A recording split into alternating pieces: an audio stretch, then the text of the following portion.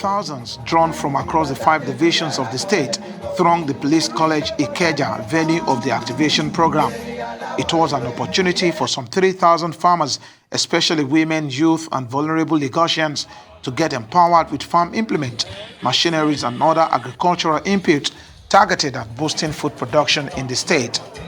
Commissioner for Agriculture, Ms. Abisola Olusoya, said the activation program was designed to trigger the agricultural value chains across the state, and which in turn will bring about an increase in food production and marketing.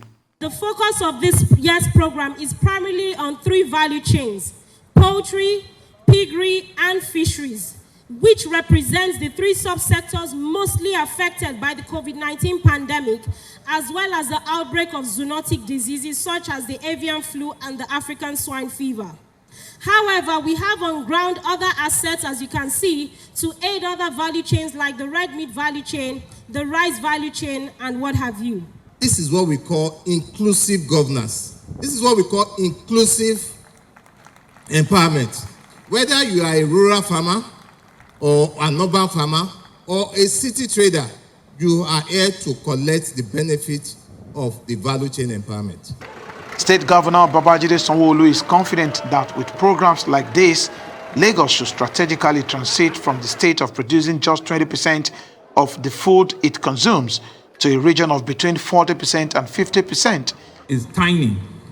The size of Lagos is less than 0.5% of the size of this country. In fact, there are some states in this country that are about 25 times the size of Lagos. So yes, they might have more land to tilt, but we'll not let that defer who we are. We'll not let that shortchange our people. We'll not let that set us back. We will be an agri-production state. We will ensure that as much as possible, given the resources that God has provided for us, we will feed our people, we will produce what we read, we will produce what we require, and that's why you are an important sector for us as a government. Mr. Governor sees the opportunity to assure residents that the 32 metric tons rice mill in Imota will add so much value to food sufficiency in the state as it will produce an average of 2.4 million bags of 50 kilogram rice annually.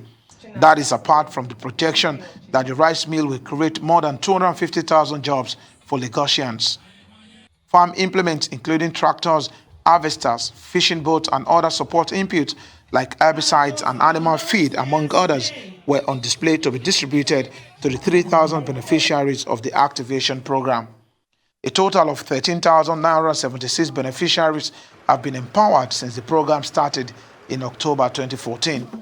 Oba Adeoye, Arise News, Lagos.